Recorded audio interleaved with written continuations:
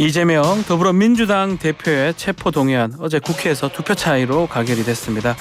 현직 제1야당 대표의 체포동의안 가결 초요일인데요. 자, 그만큼 정치권 상황 복잡해졌습니다. 이원욱 민주당 의원 연결해서 현재 민주당 상황 또 얘기를 좀 들어보겠습니다. 나와 계십니까, 의원님? 네, 안녕하십니까. 네, 자, 어제 긴급의총까지 열렸습니다. 긴급의총에서 여러 가지 좀 얘기가 나왔던 것 같은데요. 그 상황 좀 얘기해 주실 수 있습니까? 뭐 전체적인 상황보다는 뭐 아직 의원들이 격앙돼서 많이 뭐 고성도 가고 뭐 이런 상황이었는데요. 네. 뭐 그거보다 이제 더 중요한 것은 박광원 원내대표가 갑자기 이제 사퇴를 하게 돼서 갑자기 하게 된 겁니까? 네, 전혀 뭐 상상도 못했던 일이었습니다. 어허. 매우 당황스럽네요. 오히려 그 원내 지도부 총사퇴하고 이 부분이 의원님이나 뭐 의원님 쪽 입장에서는 전혀 생각하지 못했던 결과였다고 보시는 겁니까? 네, 네. 그러니까 이게 오히려 책임질 사람은 그냥 있고 누군가한테 또다시 책임을 덮어씌우는 꼴이 되고 있는 거 아닌가 싶고요. 그래서 우려스럽고 이제 다들 아시는 내용이지만 불체포 특권 포기한다겠다는 건 이재명 당대표의 대선 공약이었고요. 예. 그다음에 6월 교수단체 대표연설 때 그때 불체포 특권 포기를 선언을 했는데 네. 당시 표현을 정치 수사에 대한 불체포 특권을 행사하지 않겠다 이렇게 표현했거든요. 네. 그러니까 정치 수사가 포함되어 있었던 겁니다. 음. 그리고 이재명 대표의 혁신위에서도 불체포 특권에 대해서 포기 선언을 요구했고 거기다가 이재명 대표는 검찰의 주장은 허위 날조라고 계속 이제 주장을 하고 있는 거거든요. 네. 허위 날조라고 하면 뭐가 들었겠습니까? 그러면 이제 당연히 들어가가지고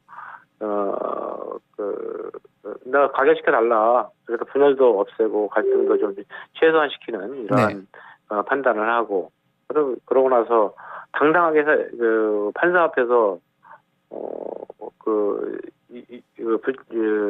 상황을 설명을 하고 내가 무죄임을 주장을 하고 그래서 살아나온다면 정말 뭐 그 정치 검찰의 이 수사라고 하는 게 허위 날조 수사라고 하는 게 만천하에 드러나는 것 아니겠습니까? 네. 뭐 그런 걸 이제 못하고 이렇게 오히려 책임질 사람이 아닌 박광원 대표가 책임을 온팡 뒤집어쓰게 된 것에 대해서 굉장히 좀 우려스럽고 당혹스럽습니다. 자, 그러면 체포동의안 이 가결 부분 혹시 의원님은 좀 예상을 하셨을까요? 예상 며칠 전까지만 해도 꽤 많은 표를 예상했습니다. 사실은. 더 많이 가결될 거라고 생각했다는 거죠? 네. 근데 원내 대표와 원내 지도부가 며칠 전부터 갑자기 부결로 입장이 정해지고 그래서 부결을 설득하고 다니고 이러면서 굉장히 가결이 어렵겠지 않겠나? 뭐 저희가 조직을 갖고 있는 건 아니어서 그냥 뭐 개별적으로 이제 3, 4, 5 모여서 얘기할 수뿐이 없는 상황이었고요. 근데 그래서 실제 이거 뭐 가결 안 되겠다 뭐 이렇게 생각했는데 부결되겠다 이렇게 생각했는데 네. 그러니까 그저께 어제 부결 하루 전에 이재명 대표가 체포동의안 부결시켜달라는 SNS 메시지요. 를 냈지 않습니까? 예. 그게 굉장히 역풍을 맞았습니다. 아하. 그러면서 또다시 한번 야 정말 이재명 대표하고는 같이 못하겠구나라고 하는 이런 얘기들이 의원들 사이에서 광범하게 회자가 되더라고요. 아하. 그러면 의원님도 사실 그 전날 있었던 그 부결 촉구하는 그 SNS 메시지 그거 보면서 조금 좀 충격을 받으셨던 겁니까? 저도 충격을 받았죠. 물론 뭐 저야 그것 때문에 왔다 갔다 하지는 않을 정도였지만은 하여튼 충격을 받았습니다. 자, 그러면 이 메시지 때문에 많은 의원들이 좀 변동이 됐을 것이다 이런 분석도 좀 있는데 그걸 동의하시는 거네요. 결정적 요인으로 보시는 건가요? 예, 결정적으로는 그거라고 봐야 될 것 같습니다. 메시지가 만약에 두 표 정도니까요. 2표 차이니까요. 예. 네. 2표 차이니까 최소한 이 메시지 때문에 이 부결될 수 있던 게 네. 1차하고 좀 비교해 보면 1차 때도 가결 총 숫자는 139 뭐 지금은 이제 149인데 무효 이런 것들 좀 기권 따져 보면 그 비슷한 수가 아닌가 생각도 들거든요. 그 부분 어떻게 보십니까? 그러니까 1차 투표 때는 38개가 그러니까 가결표, 뭐 추정이겠죠. 추정이죠, 다. 예. 네, 국민의힘에서 이탈표도 있을 수가 있으니까. 예. 그러니까 그 가결표, 기권표, 무효표를 합해가지고 38개로 추정을 하는 거고 이번에 39개로 추정을 하는 거거든요. 예. 한 표 정도가 늘어났는데, 근데 실제로는 그것이 그 숫자만 보면 이제 비슷비슷하다. 그 사람은 그 사람 아니냐라고 할 수 있겠지만, 네. 그러니까 뭐 이제 저나 제 주변 사람들이 다른 의원들하고 이렇게 만나면서 보는 거에 의하면 이제 뭐 시간이 많이 지났습니다. 네. 그러나 중에서 뭐 지난번에는 확실하게 그 부결표를 하겠다라고 했던 분들도 가결표로 온 경우도 있고, 예. 지난번에는 가결표를 하겠다 이런 분들 중에도 부결표로 확실하게 견제한 분들도 계시고, 예. 근데 그런 이유 중에 그런 표 중에 하나가 그 이재명 대표의 부결 메시지를 보면서도 있었다라고 보여집니다. 조금 뭐 산술적인 거 하지만 결국 좀 투표 수로 봤을 때 1차 때 기권이나 무효였던 이 사람들이 확실하게 그 가결적으로 갔다고 이렇게 해석되는 부분도 있을 것 같은데요. 물론요. 그런 분들이 기본적인 그 입장 변경을 했다고 보여지겠죠. 어차피 기권 무효는 사실은 이 표에 뭐 거의 부결한 거랑 똑같은 효과잖아요. 그렇게 중간에 있던 사람들이 이번에 확실하게 가결적으로 움직였다. 또 그 영향이 이재명 대표의 전날 부결 요청 메시지 때문이다. 이렇게 해석을 하시는 거군요. 네. 혹시 그 얘기 관련해서 SNS 떴을 때 막 좀 당내 의원들끼리 좀 그 얘기 좀 한 바도 있을까요? 뭐 저걸 왜 냈을까 이렇게. 그럼요. 그러니까 그때까지만 하더라도 이제 뭐 만약에 낸다면 친명계 의원들도 많이 권유했던 걸로 알고 있는데요. 네. 그러니까 지금 이제 박강원 대표가 원내대표가 얘기했듯이 부결은 방탄이요. 네. 가결은 분열을 갖고 올 것이다라고 하는 이 우려가 많은 의원들 사이에서 있었던 거고요. 네. 그래서 친명 의원들도 이걸 피해갈 수 있는 방법은 유일하게 이재명 대표가 당론에 준하는 방식으로 가결해달라. 그럼 나 당당하게 가가지고 조사받고 나오겠다. 살아나오겠다. 친명에서 가결해달라 그 메시지 좀 내달라 이걸 요청했을 것이다. 네. 친명 쪽에서 그런 거를 요청한 걸로 알고 있는데요. 근데 그것이 이제 최종적으로 수용이 안 되면서 그러면 어떻게 될까? 이재명 대표는 아무 얘기 안 하고 그냥 계시겠지 이렇게 생각을 하고 있었던 상황이었습니다. 근데 오히려 그 반대의 나를 부결시켜달라고 하는 메시지가 나오니까 야 해도 너무한 거 아니야? 뭐 이런 이제 얘기들이 3-3-5 오고 갔었죠. 오히려 어제 저희 최재성 전 의원 좀 인터뷰를 했었는데 최재성 전 의원은 비명계가 좀 메시지를 내달라 요구를 했을 수도 있다 이렇게 얘기를 하던데 그 부분 맞을까요? 그건 전혀 없었어요. 전혀 없습니까? 제가 알고 있기로는 전혀 없었습니다. 전혀 없었군요. 예.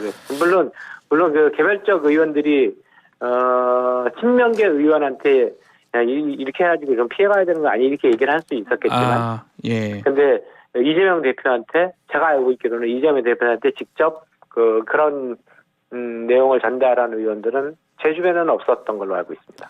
자, 그리고 어제 한동훈 법무부 장관 좀 발언 과정에 고성들이 오가고 했었는데 의원님 그 현장에 계셨으니까요. 어떻게 들으셨습니까? 정말 또 한 번 국민들한테 죄송하다라고 하는 말씀뿐이 없는 드릴 수뿐이 없는 상황이 연출됐는데요. 네.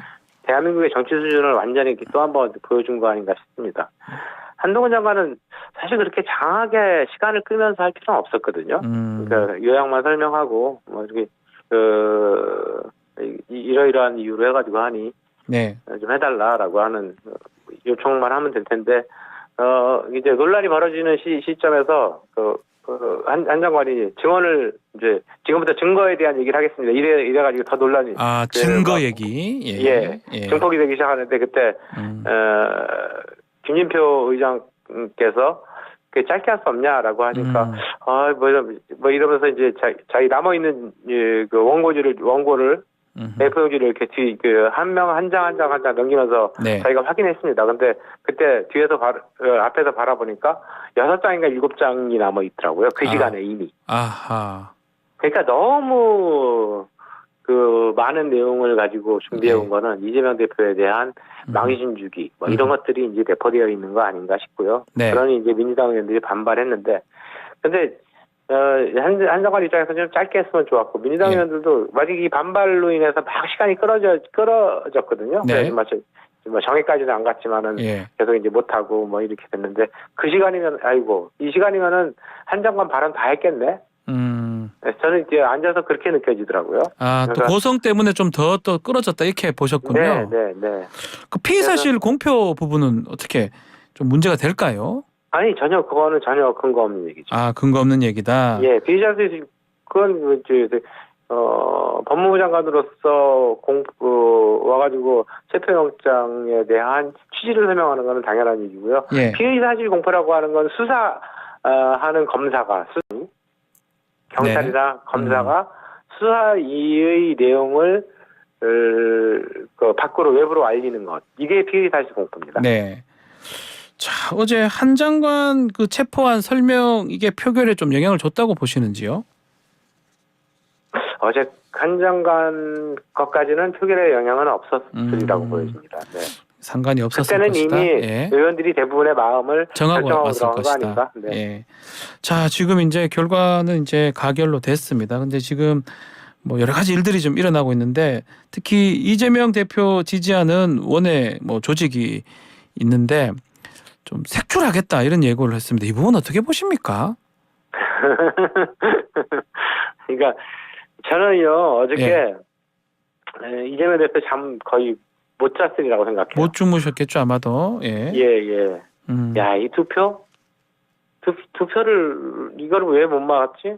아마 과거를 돌아보는 계기가 되지 않았을까 싶은데요. 투표를 예. 그러니까 만약에 돈봉투 사건이라도 잘 처리했었다면, 김남국 코인 사태 때 내가 잘 처리했었다면, 혁신위를 구성할 때 김은경 혁신위가 아니고 조금 더 비명계의 요구가 되는 통합혁신위를 구성했었다면, 대선 패배, 지선 패배했는데 그때 철저하게 평가하고 반성을 좀 했었다면, 네.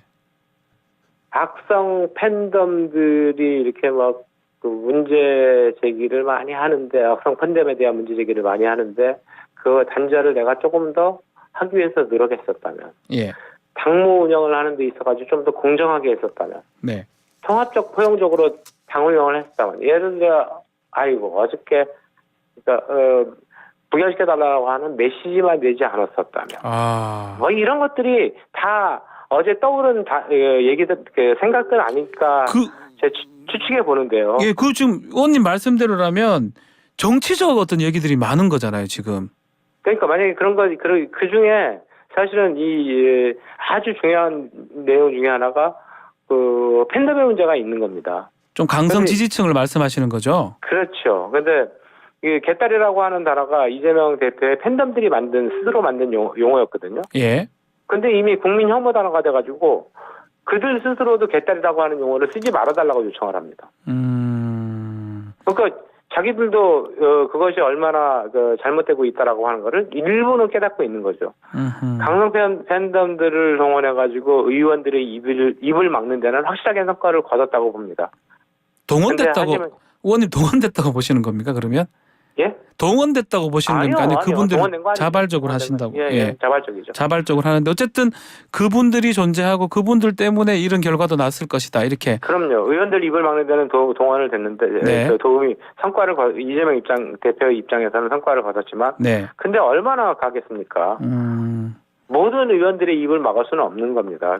아무리 막으려고 해도 중국의 문화혁명 때 홍위병들은 뭐 영원히 갈 것 같았지만 결국 10년 만에 끝나고 지금은 완전히 홍위병이 중국의 현대사를 망친 주역들이었다라고 하는 게 평가받고 있지 않겠습니까? 네. 자, 일단 이제 영장실질심사가 지금 남아 있습니다. 이제 해야 되는 상황인데 결과에 따라서 민주당 지도체제 바뀔 가능성도 제기되는데, 자, 원내 지도부가 지금 말씀대로 총사퇴를 했기 때문에 자, 앞으로 어떻게 되는 겁니까, 그러면?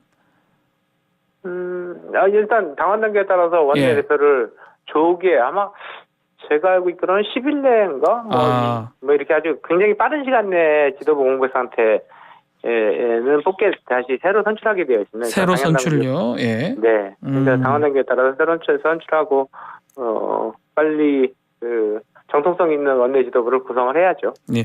또 친명계나 일부에서는 이재명 대표가 혹시 구속된다고 하더라도 대표직에서 물러나지 않을 것이다, 이렇게 또 얘기를 하던데요. 그 부분은 어떻습니까? 저는 지난 2월 27일 날 1차 체포동의안 부결 이후에 모 언론사 논설위원과 이재명 대표가 전화통화를 하면서 나는 옥중공천이라도 하겠다. 예, 맞습니다. 라고 한 얘기 기사가 된 적이 있지 않습니까? 저는 그것이 진심이라고 봅니다. 그럼 옥중공천 가능하다고 보시는 겁니까? 옥중 당대표 옥중공천 할 수 있겠는데, 그러니까 최종적인 게 제가 할 수 있겠죠. 근데 뭐 결국에는 우리 이게 직무를 수행할 수 없는 지경이기 때문에 그 직을 유지한다 하더라도 그 직무대행 체제에 의해 가지고 당무는 이제 일상적인 당무는 집행이 될 것이고 그때 직무대행의 1순위가 원내대표가 맡게 되는 겁니다. 그럼 지금 새로 뽑는 원내 지도부 원내대표가 뭐 그 역할을 좀 할 거다, 이렇게 보시는 거군요. 만일 이재명 대표가 구속된다면. 구속된다면 그 전제를 달고요. 자, 또 지금 이재명 대표 지금 단식은 계속 이어가고 있는 것 같거든요. 단식 어떻게 중단 안 할 것 같기도 하고요. 어떻게 보십니까, 이거는? 이제 곧 정기국회인데요. 단식 풀고 정기국회 등 민생 현안에 집중해야 됩니다. 저희가 과반이 훌쩍 넘는 제1당이거든요. 야당뿐만 아니고. 국회에서 해야 될 일들이 산적하게 쌓여 있고 지금 법안도 뭐 역대 최고로 많이 미처리 법안들이 있다라고 하는 건데요. 그런 것들에 집중해야 되고, 오늘 친명 의원들이 단식을 풀 것을 호소하러 녹색병원에 찾아가겠다라고 했으니까 이제 한번 지켜봐야 될 것 같습니다. 원내 지도부도 사퇴했으니까 당 지도부도 좀 사퇴해야 된다, 이렇게 보시는 건가요? 네, 아까 제가 말씀드리지 않았나요? 같이 나가야 된다. 책임져야 될 사람은 가만히 있고 오히려 책임이 약한 사람한테 모든 것을 떠넘긴 현상인데 지금 저는 책임져야 될 사람이 이재명 대표를 비롯한 기존의 지도부, 아까 제가 7, 8가지를 막 이렇게 말씀하셨습니다. 별로 되어지지 않습니까? 그것은 이재명 대표, 박강원 대표하고는 아무 관련 없는 일도 굉장히 많습니다. 이런 것들에 대해서 여태까지 제대로 처리를 못한 것은 이재명 대표뿐만 아니고 이재명 대표와 함께했던 지금 현재 이 최고위원들이 아주 직접적 책임들이 있는 거거든요. 만약에 필요하다면 이재명 대표 사퇴 요구를 박강원 대표 사퇴 요구를 하라고 했으면 총사퇴가 되는 게 맞는 거죠. 같이 지도부까지 같이 사퇴를 했어야 된다. 그러면 이재명 대표도 당대표를 내려놔야 되는 겁니까? 저는 그렇게 생각합니다. 지금 상황이라면 같이 다 내려놓고 새롭게 좀 시작을 해야 된다, 이렇게 보시는 거군요. 자, 시간이 좀 다 됐는데 앞으로 민주당 뭐 나아갈 방향 좀 짧게 한번 정리해 주십시오. 그거보다 불체포 특권이라고 하는 거에 대해서 좀 국민들이 잘 이해를 못하시는 부분들이 한 30초 정도 남았습니다. 오늘 죄송합니다. 비회기 중에 불체포 특권을 포기했다라고 민주당 일부 의원들이 얘기를 했지 않습니까?